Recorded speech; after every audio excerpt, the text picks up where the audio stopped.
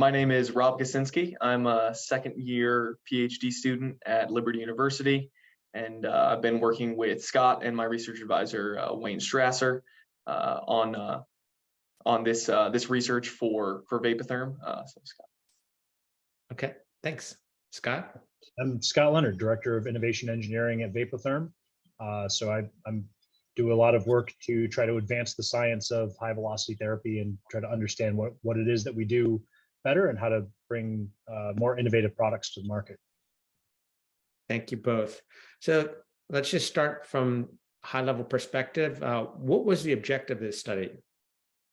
Yeah, so what we really wanted to do is understand better the mechanisms of flush. So we've known for a while that our therapy is able to augment the flush of CO2 from a patient's airway, but really understanding the details of how that happens and what types of parameters can affect that. What effect does different respiratory rates, different therapy flow rates, different airway geometries, things like that. We really wanted to understand those. And so we decided we wanted to start looking into how to better model an airway, looking at it, in the time domain that we're able to have the patient inhale and exhale and look at the flows, look how they move through the airway, add the therapy in, and look at this,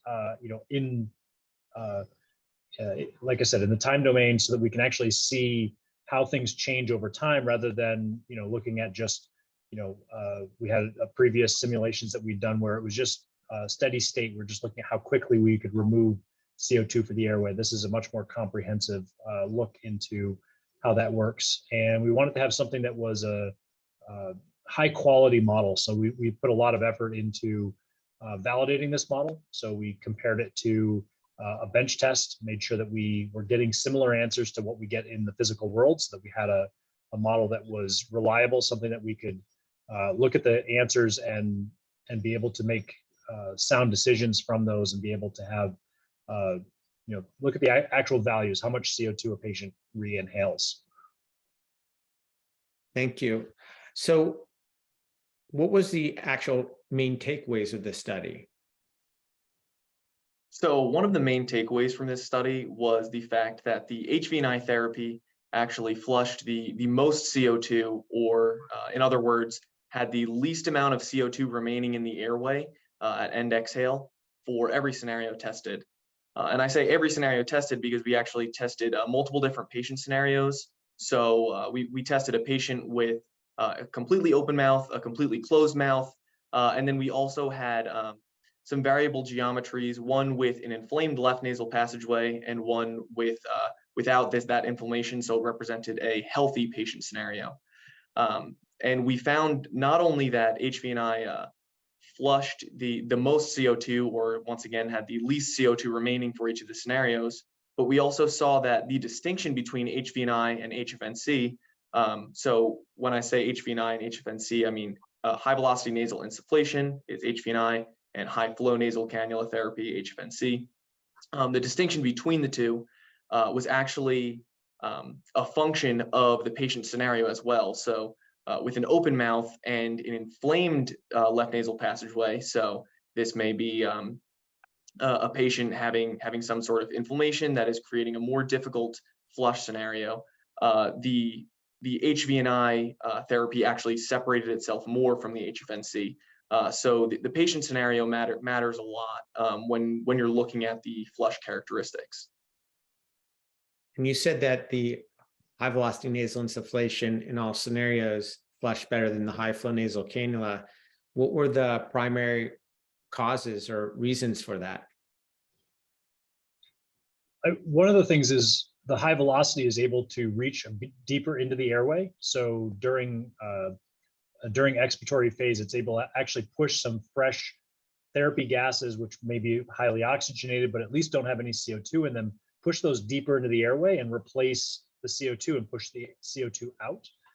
We also saw, in particular in the open mouth scenarios, that in some cases, the therapy is able to actually prevent any CO2 from entering the upper airway and force all of the CO2 out the mouth, so that we set up kind of this circular flow that goes in through the nose and out through the mouth and carries all the CO2 away. And those are both effects that are higher with high velocity therapy than you would see with lower velocity. You guys used computational fluid dynamics to study this. Could you explain the rationale why you decided to use computational fluid dynamics Yeah. to model for airway? Yes, computational fluid dynamics, or CFD, as we refer to it, is a fantastic tool for studying this type of problem. It's very difficult to measure certain things inside of a patient's airway. How do you measure how much CO2 the patient actually inhales in a living person? It's really a difficult thing to do, as well as being able to study the flow structures, how the flow is moving around, what direction it's moving in, how it's circulating, where the CO2 is trapped in the airway. All of these things are really difficult to see in an actual human. You can't see CO2. So being able to visualize that is very difficult. CFD gives us a tool to be able to create really great visualizations of what's happening inside the airway that allow us to understand the problem better. And it also lets us measure things that are difficult to measure. Measuring the velocity and the number of points inside the airway is something you can't do in a live human. And it also lets us control for all variables. So we can run one experiment and change just one thing about that experiment. We don't have to worry that this experiment was run on one person and another experiment was run on a different person. Their airways may be different, their disease state might be different. All of those things make it more challenging to study in live patients. CFD allows you to do this in ways that you just couldn't do in a live study. And also it removes a lot of the risk. If you're doing, if you're studying live patients, there's risk involved anytime you're doing any kind of medical study. This allows us to explore things that you wouldn't be able to because of the risk involved for patients, or be able to look at things that you might not try to do with live humans. Makes sense. So with computational fluid dynamic modeling, what are some of the advantages of using it? And then what are some of the disadvantages of using it to model, for example, this specific problem? So Scott mentioned some of the advantages there. The two main ones being the fact that you're able to collect information that is either extremely difficult or at times impossible to assess via in vivo or benchtop experiments. So things like CO2 concentration at specific points in the airway would be extremely difficult or impossible to collect. So computational modeling really offers an advantage in that sense, and also just the repeatability of experiments and the control of variables within those experiments, or in this case, the modeling methodologies is a distinct advantage of computational fluid dynamics. But then some weaknesses would be high cost of hardware and software licenses, as well as the fact that you need to have extensive training and also just continued training in using the software to ensure that you're getting accurate results. And then also another weakness is runtime, waiting time for the model to complete, depending on the model rigor, which is essentially another way of saying just how fine-tuned your model is, or specifically what information you're looking for. The models can take on the order of hours or days, or in our case at times weeks. So runtime is also a disadvantage of CFD at times. Got it. So how well does computational fluid dynamics, or CFD, I'll start using the acronym, how well does it actually model an airway? So it models it really well. In this case, what we're using is CT scan data that we acquired of a patient's airway, and turn that into a model that we could 3D print, so we could test it. And you can actually see behind me, the airway is on our ASL breath sensing or breath simulator. So it allows us to model this in the lab and be able to take measurements on that, and then also run that same exact model, the same scenario, same respiratory rate, same therapy flow rate, and compare the results between the physical model and the CFD. And we actually validated this model that it shows it gets very, very similar results, whether it's on the bench or in the CFD.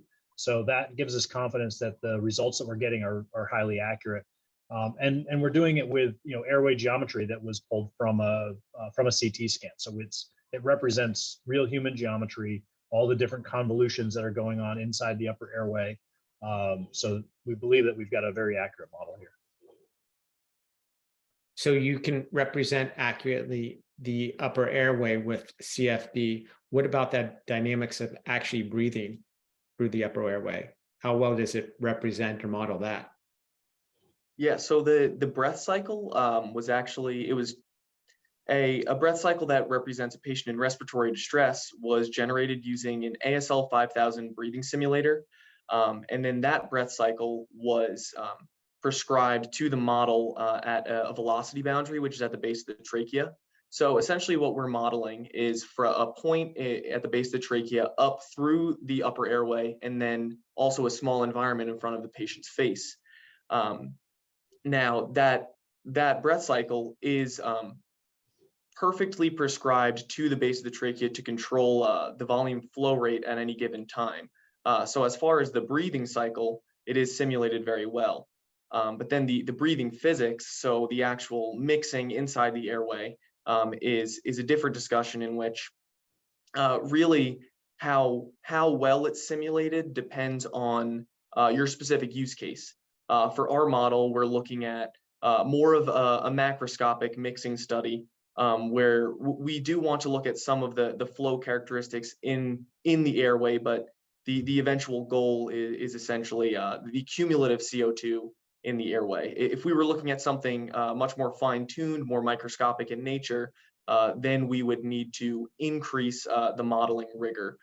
So really, we validated the model to ensure that the physics are being simulated accurately enough for our case, but to research other things, you may need a model of higher rigor.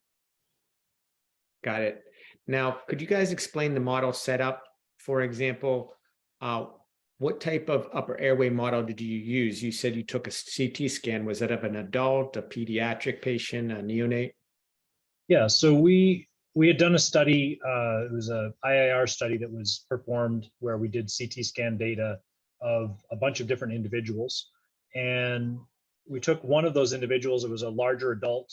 Typically, larger airways are harder to flush, so we started with that one. So this is a large adult male airway that we acquired during that study, and used that to base the model upon. And then how about simulating breathing? You talked about a little bit about breathing of a person who's in respiratory distress. Is this somebody breathing 25 breaths per minute? I mean, how do you quantify what you were modeling there? Yeah. Rob, do you want to take that one? Scott, if you want to talk a little bit more about the breaths, the BPM, Sure. tidal volume, stuff like that, but then I'll discuss how that was attributed to the CFD model. Okay. Yeah. So what we chose for the breathing model in this is 34 breaths per minute with a 500 milliliter tidal volume. So this represents somebody that's in respiratory distress. So it's somebody that's breathing pretty heavily, struggling to get rid of their CO2. We wanted it to be a challenging scenario, so that's why we picked the relatively high breath rate, but also not an impossible to flush scenario. So we didn't want to go too extreme. We wanted to look at something that's fairly typical that somebody might present in the hospital with that respiratory rate. And then so we took that as the initial conditions that we wanted to simulate. And then Rob, you could talk about how that's integrated into the model. Yeah, sounds good. So essentially, those metrics that Scott just discussed were used to create a breath curve. So essentially, this plot showing how the patient's volume flow rate changes throughout a breath cycle. Now that breath curve was converted into a usable format that we would be able to prescribe via user-defined function or a UDF. This is something that you can use in CFD to essentially simulate processes outside the scope of your model. So So we prescribed this UDF at the base of the airway inlet, or at the base of the trachea, which we named the airway inlet. Now, what this did was it controlled how the air behaved just inside that. So it set whether the model was exhaling or inhaling, as well as the degree to which it was doing that. So the volume flow rate of expiratory or inspiratory flow.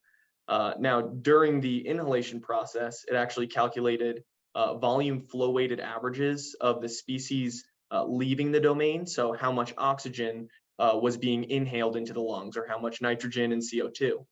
And then at the end of the inhalation cycle, it actually converted a predetermined amount of the oxygen inhaled into CO2. So this essentially simulated a surrogate of cellular respiration. So then for every breath cycle, the model exhaled the same amount of CO2. So this allowed us to create a very repeatable scenario so we could measure CO2 flush in a fair and repeatable way for both of the therapy types. And what about the cannulas? You used one cannula for high flow nasal cannula, and then you used two cannula geometries for high velocity nasal insufflation. Could you describe what those cannula sizes were? Yeah, so the two cannulas, the high velocity cannulas were Vapotherm's, the older cannulas that we used to use, which are often still used on the precision flow device, and the newer cannulas, the ProSoft line of cannulas, which have a little bit different cannula geometry, but they both share the same diameter for the nose piece, which is really important for the velocity. So the purpose of comparing those two was to look at all things being kept equal in terms of the velocity of the flow. Is there any difference in the shape of the design? So for example, if the nose piece design changed, does it change how much turbulence there is in the gases coming out of the nose piece? And does that affect the flush of CO2?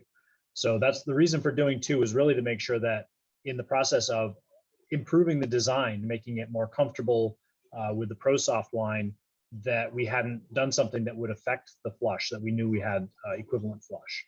And then the high flow nasal cannula was something that would represent typical high flow nasal cannula sizes that you can find out on the market, so that we could compare the effects of flow rate and velocity and weight those together. Is two therapies at the same flow rate, are those always necessarily equal? Is 35 liters per minute 35 liters per minute regardless, or by sending that flow through a smaller prong, are we able to generate higher velocity and change the flush characteristics? So that's the reason for those three cannulas that we picked. Got it. And were all these cannula then adult sizes, I assume? That's correct. They were all adult large size cannulas for this study. Gotcha. And then at what points were the results measured? As far as I know, you were measuring CO2, and then why did you choose these specific points to measure? So the CO2, when you say points, or is this temporal points, so points in time or points in space? When I was reading the study, I read that there were 3 different points where you're measuring the level of CO2. I think it was peak inspiratory flow. So those 3 points was what I'm referring to. Yeah, so that was a peak exhale, peak CO2, and end exhale. Now, each of those had a specific function. But before I explain those, I would actually like to note that all of the results that were collected using this model, so all the different data points were actually collected every 5/8 of a millisecond. So that's the time step size, or how far in time the model progresses each time the equations are solved to simulate the flow. So that all of that data was collected, but then 3 points in time were selected to collect contours at, because these were interesting points in the flow characteristics to relay to the reader. That was peak exhale, which is the point in the breath cycle with the maximum driving force for CO2 infiltration into the upper airway. Peak CO2, which is the point in the breath cycle at which the most CO2 is entrained in the upper airway, So this really gives the reader a good understanding of how much CO2 each therapy type is allowing into the upper airway, and what points of the airway it's allowing that CO2 into.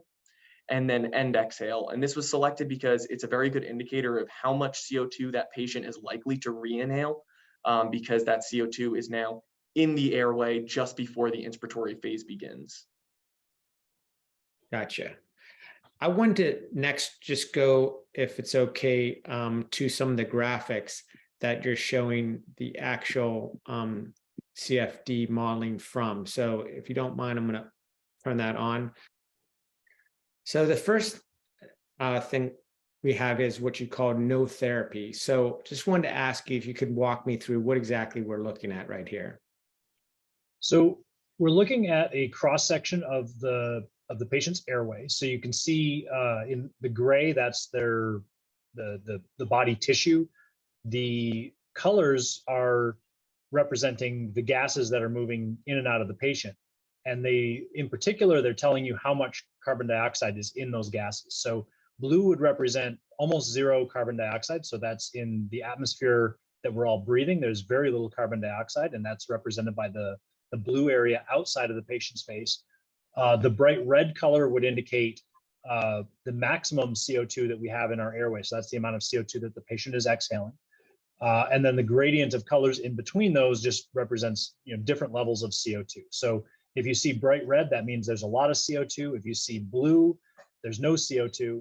And anything in between is representing different amounts of CO2. So here we're looking at, without therapy, what happens in the patient's airway. So as the patient is exhaling, the first point we looked at is the expiratory peak exhale. So the first point there being the peak exhale, you can see that most of the airway, by the time the exhaled flow rate reaches its maximum, has CO2 in it. There's some areas that are up in the upper airway that still have a little bit less CO2. They show up in greens and yellows in those areas, oranges. That's indicating there's a little bit less CO2. And you can see the jets of CO2 coming out of the patient's nose and mouth as they enter into the atmosphere around. Moving forward in time to the peak CO2, this is the point where the CO2 reaches its maximum. It actually happens to be the same point as end exhale. So right at end exhale, so the patient's been exhaling for the maximum amount of time.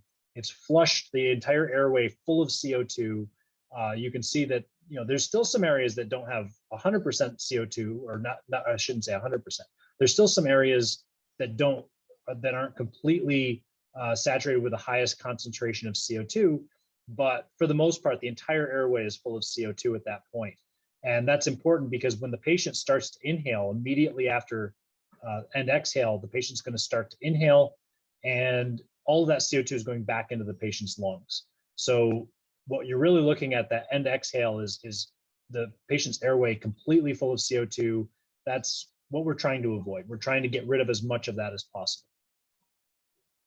And then next, you did this for the high flow nasal cannula. So looking at that versus the no therapy, obviously you're seeing more cooler colors. Could you kind of walk me through what you see and how you interpret it?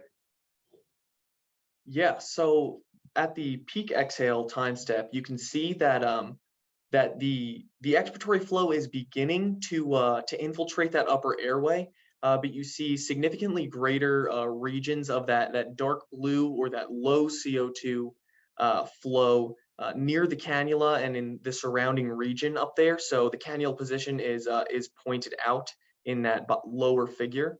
But then moving to peak CO2, you can see that most of the upper airway, other than the region directly surrounding the cannula and the flow just after exiting the cannula, has a fairly high degree of that CO2-rich expiratory flow, even moving into those upper portions of the airway. But then between peak CO2 and end exhale, you could see that that the cannula flow flushes much of the upper airway. So you see significantly greater regions of that dark blue, that low CO2, which is that cannula flow. But there are still some pockets of CO2 in the upper regions of the upper airway that are a little bit more difficult to flush once the CO2 gets entrained in there. So this represents a situation in which most of the CO2 is flushed, but the patient would still be likely to re-inhale some of that CO2 from those difficult to flush pockets up there.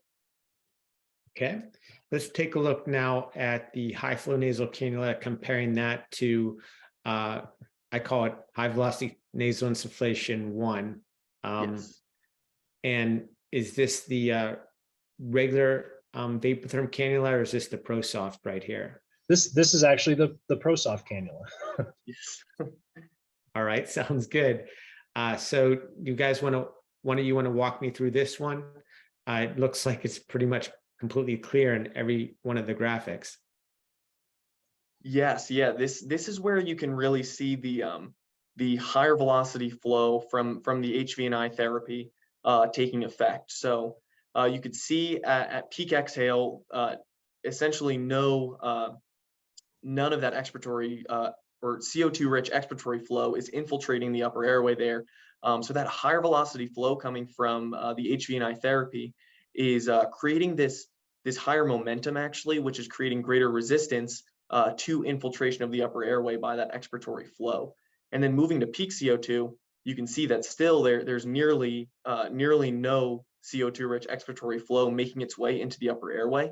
And this affects end exhale because the expiratory flow never reaches those difficult to flush regions of the upper airway, which creates an easier flush scenario. So now that by end exhale, nearly all of the CO2 is evacuated from the upper airway. So the patient is likely to inhale a much lower amount of CO2 on their next inspiratory cycle.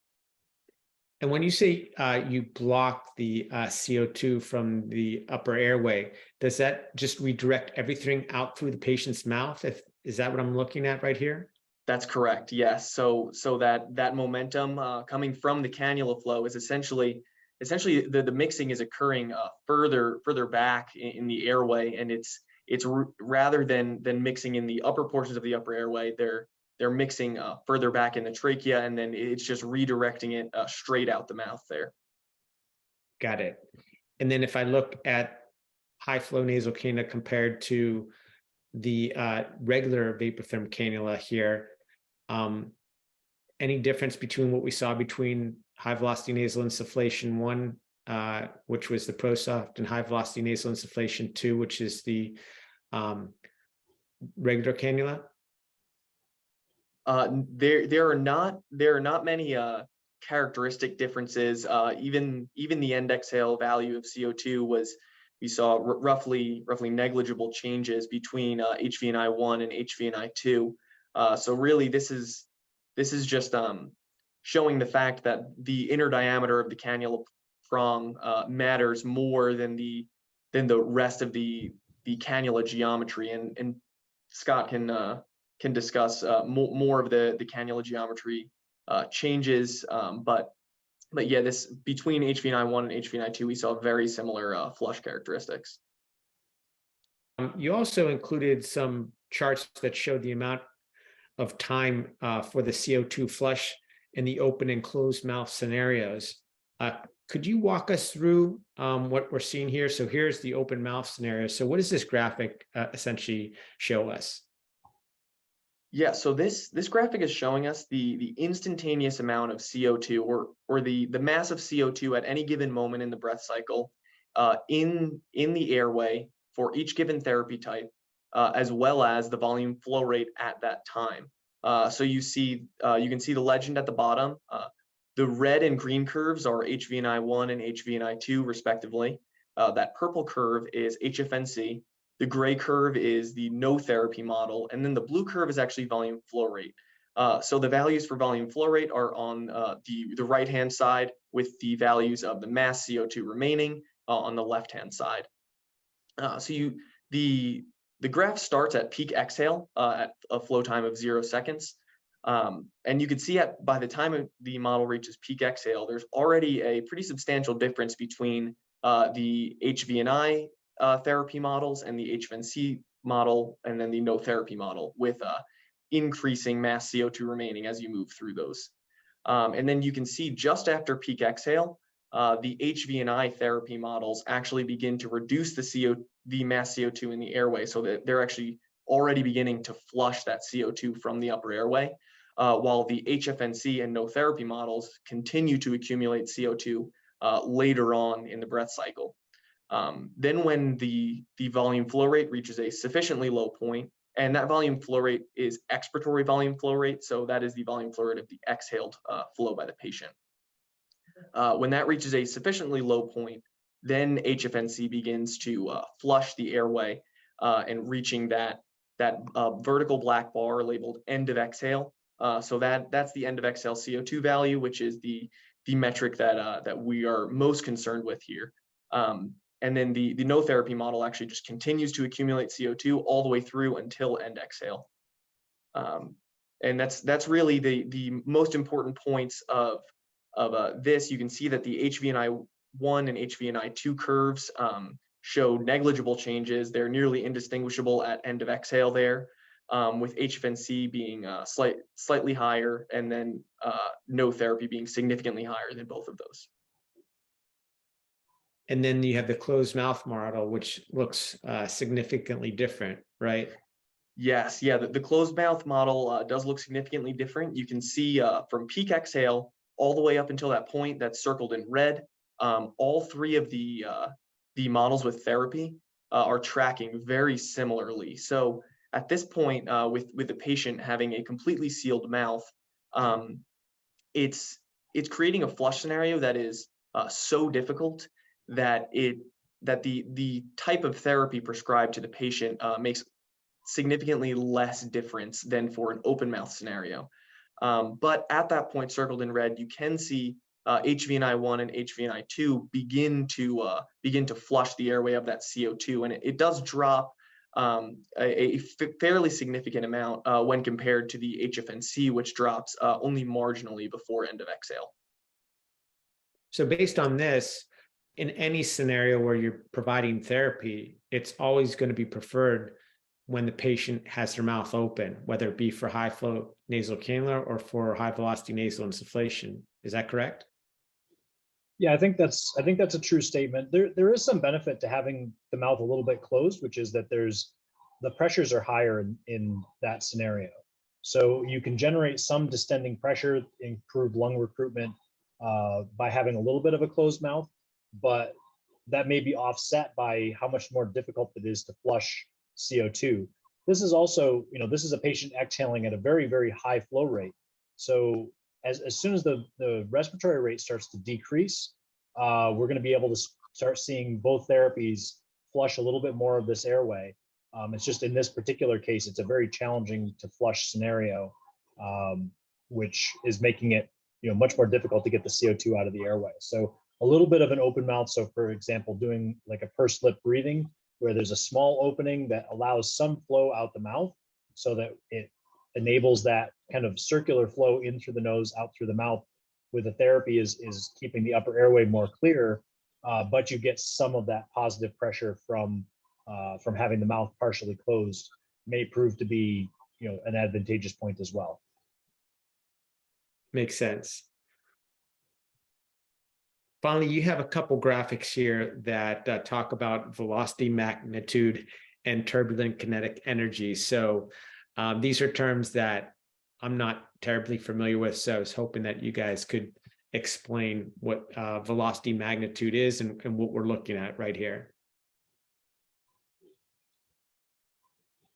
So what we're seeing here is black indicating very low velocity or zero velocity. The air is not moving.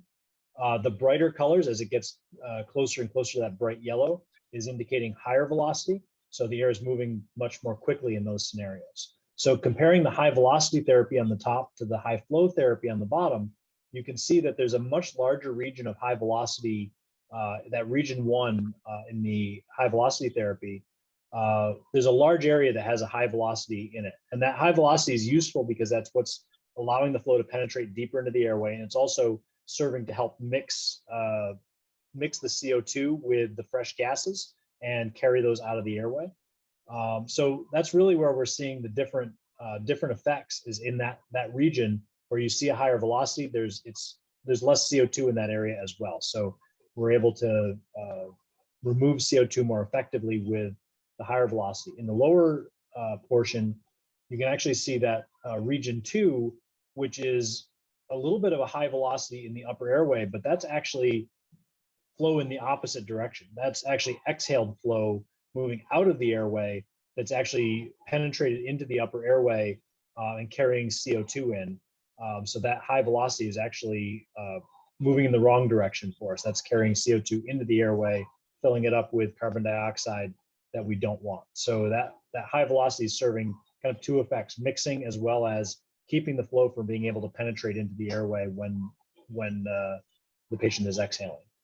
Are you talking about with the high flow nasal cannula that actually some of the exhaled gas coming out of the mouth is then getting rebreathed in through the nose? Is that what you're?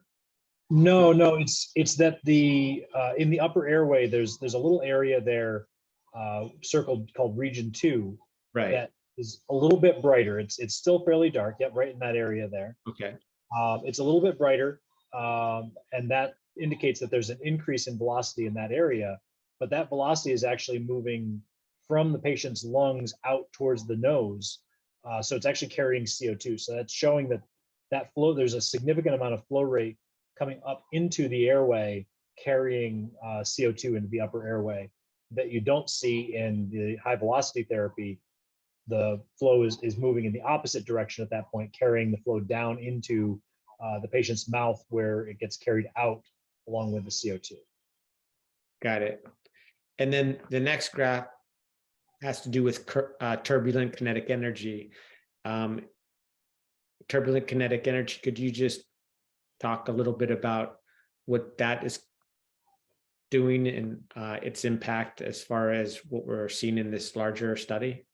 Yeah. So turbulent kinetic energy is it's an assessment metric that's used to look at mixing intensity, specifically at lower length scales. So when you look at the two graphics, the one for HVNI one on top and the one for HFNC on the bottom, you can see a pretty stark difference, especially with the flow propagating from the cannula. You can see a very large band of that bright white or yellow flow, which is high turbulent kinetic energy. And then also the black or purple is low turbulent kinetic energy. So you can see a significantly larger jet of this this highly mixing or this high degree of mixing propagating from the HVNI cannula. When you compare it to HFNC on the bottom, you can see HFNC has a small region that has a lot of local mixing there, high turbulent kinetic energy just around the HFNC cannula, but then this region quickly dissipates. So this really is just showing the HVNI therapy flow kind of propagating further into the airway and really just supplying that higher mixing and higher degrees of flush. Any other thoughts about the potential clinical impact of what we're seeing?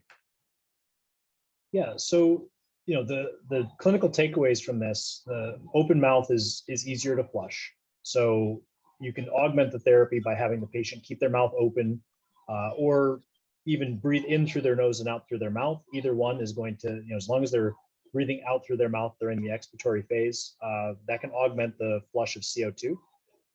The therapy tends to encourage someone to do that. The flow rate coming in through the nose makes it more difficult, more challenging to exhale through the nose. So it tends to encourage the patient to open their mouth anyway.